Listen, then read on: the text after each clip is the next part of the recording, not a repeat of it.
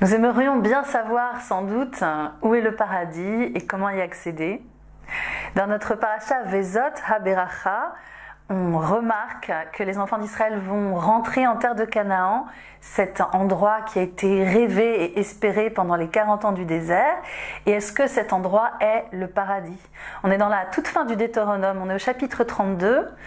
Et en fait, on lit ce passage au moment de Simchat Torah, c'est-à-dire qu'on va conclure la lecture de la Torah avec ce passage, avant d'enchaîner immédiatement avec la paracha Bereshit, le tout début de la Torah, où il est également question de paradis et du paradis terrestre.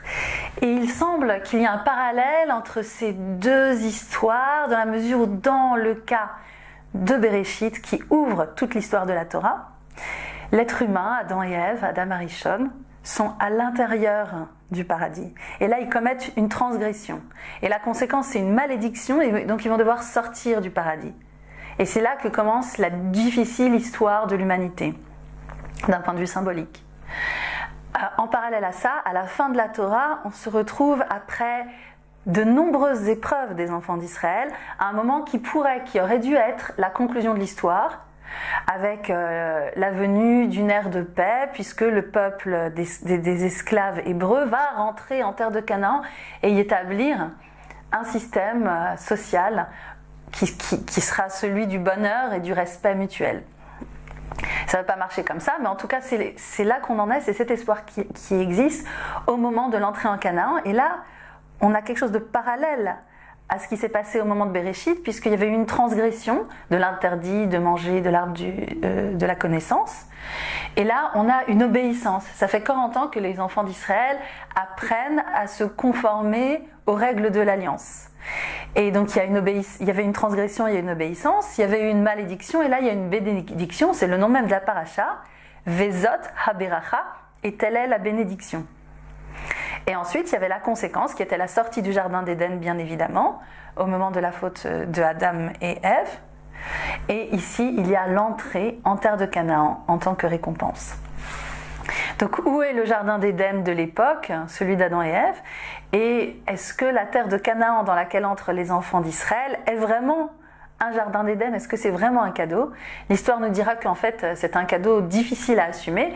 C'est le cadeau de la liberté, de la responsabilité. Ils vont plus recevoir la manne, la nourriture tombée du ciel. Ils vont devoir mettre en œuvre tout ce qu'il faut pour créer une société qui fonctionne.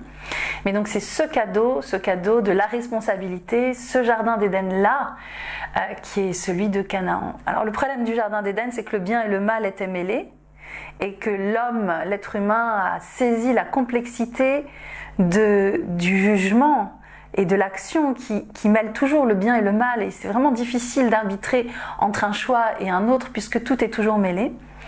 Et le cadeau peut-être qu'on reçoit en rentrant en terre de Canaan, c'est un cadeau qui nous aide à affiner notre distinction entre le bien et le mal. C'est le cadeau de la Torah, de l'étude, de la possibilité de toujours progresser, cette Torah qui peut se mettre en pratique de façon idéale dans une terre où il y a une indépendance et une liberté d'action fondée justement sur la Torah. Parallèlement à la difficulté de reconnaître bien le bien et le mal, le cadeau qui nous est fait, c'est celui de l'étude, Talmud Torah Keneged Kulam, l'étude de la Torah équivaut à tous les commandements, et nous soutient dans notre discernement. Et l'autre cadeau que nous recevons, c'est celui d'être ensemble. C'est celui du sentiment de communauté et de soutien qu'on a évidemment entre juifs engagés vis-à-vis des valeurs juives, mais également en tant qu'être humain, dans toutes les collectivités qui promeuvent à nos côtés les valeurs humanistes. Vezot HaBeracha, où est le jardin d'Éden? Il est dans notre capacité d'étudier ensemble et de collaborer.